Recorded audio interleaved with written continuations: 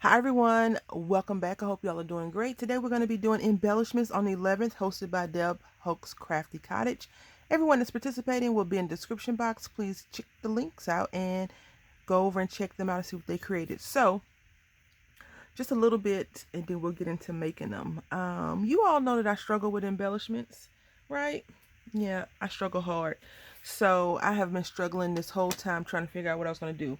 But I decided to not freak the freak, or freak my freak, right?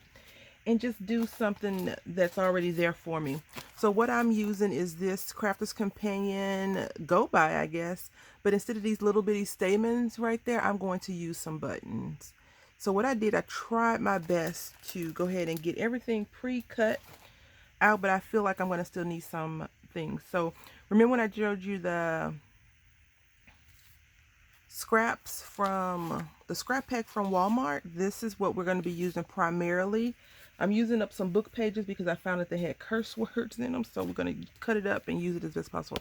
And then this mat, and I believe this came from Walmart as well. I know that they sell color block, but I'm not sure if I purchased from Walmart or somewhere else. And I accidentally ripped it trying to get open the little thing. So anyway, I already die cut everything out, and this is how it's supposed to look. If you're looking at it thinking, something's wrong. Yeah, it's not completely centered. I don't know what's going on with that, but let's go ahead. I've already inked up the edges. It's, as decently as possible. I think it can stand to use some more inking up, but I think at the end of the project could ink up all of them at one time, just like that. So, I always say assembly line is your friend. And I'm just looking at the picture, and one thing I did notice is that these leaves right here don't fit how in my head I envisioned them to fit, because if I put this behind here, you can barely see it, whereas they have theirs poking out, and it's two different sizes. So maybe that one would work. I'm not sure. And I'm not sure if you're like me, but I like to try to use a lot of little scrap papers. I don't want to run one scrap sheet of paper through. So yeah, so we're going to do, this is our base, our top, and then we have two little center pieces. And I use this little gold paper, and then I use the pink paper, and then a button. So what I've done is I've taken this, and you can take your first piece and just do this with it. And I always want to try to make sure I showcase the inked more so than the non-inked, but since I'm going to go at the very end and do that, that's fine. So we're going to have this one up, so this one needs to go down. And you're just curling it over with your tool. You can use scissors. I just use this because I usually leave some supplies on my desk just so it makes it a lot easier. We're going to bring this down, up. No, we're going to use this as up. So I'm just turning it over. And you don't need a lot of paper, so that's why I'm using the scraps. And we're going to make this one go down.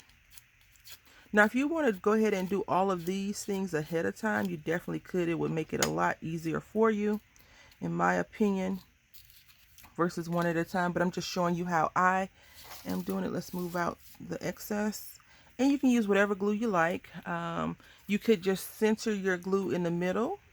You've seen me do some flowers like this before. I just never used this company before because I didn't have it until last year, because I saw it on HSN and I was like, I gotta have it.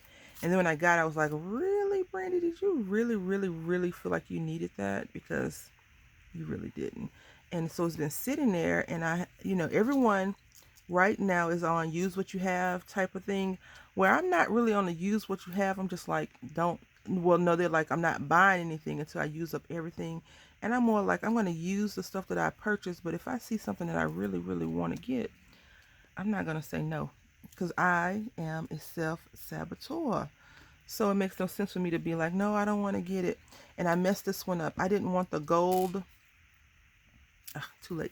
I didn't want the gold on top because I feel like it's, in my opinion, you can tell me how you feel. I feel like it's a little bit too strong. And I guess I could just throw another piece on there and it would just really be funky. But we're just going to deal with it. And I got some buttons already out. I'm just gluing the back of them. Now if you have a button maker, like the hole punch that you can punch out buttons, you can use that so you don't have a heavy piece. Maybe I just don't know how to center stuff because that looks off center to me as well. So we're going to go ahead and make a few more. All right, so we got our base right here, and I went ahead and tried to curl them over, but I feel like I'm going to end up having to do that at the end, so no worries. And then we're going to put it, we're going to offset, you know, you're off centering it. If you have that daisy punch from any of the craft companies, they all have like a little daisy flower punch. You don't even need dies. You can just punch out a lot of those and it works as well. We're going to be using some more book paper. And I feel like the book paper is okay in this instance because we're covering most of the pages, most of the words up. And the little words that are there, hopefully, none of them have anything like what I found on the other one, and that was double. So there we go. I'm not sure if I'm off, maybe because I'm sitting a little bit crooked in the chair. And we're going to use this, let's see. I knocked over a bucket of beads because I try to separate my beads. You know, the sorter, that crazy sorter lady that lives in my head, she comes out every now and then, but she hasn't messed with me about the beads in a while, so I'm lucky. But I knocked over the beads that I did sort out already, the shiny ones, and I was like, oh no, she's gonna rear her ugly head real soon. So we're gonna use this, and this little is like fabric paper, I guess. I don't know. It's really nice. It feels really nice. The texture, so thin. You know, you can cut up a lot of your scraps, like extra scrap papers you have, and go. I know some people, and I don't really agree with this, and I'm not saying anything negative about people that do that, but I know some people just cut up all of their paper ahead of time. I cannot imagine sitting at my craft station and cutting up a lot of paper like that for my scraps, only because I think that I make enough scraps as it is to not be too concerned about the scraps, if that makes any sense. So I did that one just a little bit different. I kind of put the petals on top of the purple, and I think that's really pretty, actually. Too big. I tried to pick out small enough buttons that would pretty much look pretty decent on it. That's cute. It's a little bit big, but we're going to make it work. And so this is my embellishments. I'm going to go ahead and make some more and come back. You know, I try not to hijack collaborations too much. Okay, so I did a few more. I ran out of petals, and I didn't want to die cut anymore. So here we are. This is one I did with the little leaves. I don't really care for, I guess because I didn't put the right center in, but I'm trying to use up some of my buttons, you know. I'm trying to use more of what I purchased so I can purchase more. I really like them. My only issue now is how am I going to store these for use? Because if you know me, I rarely put flowers, even though I like to make them. I rarely put like dimensional flowers on things.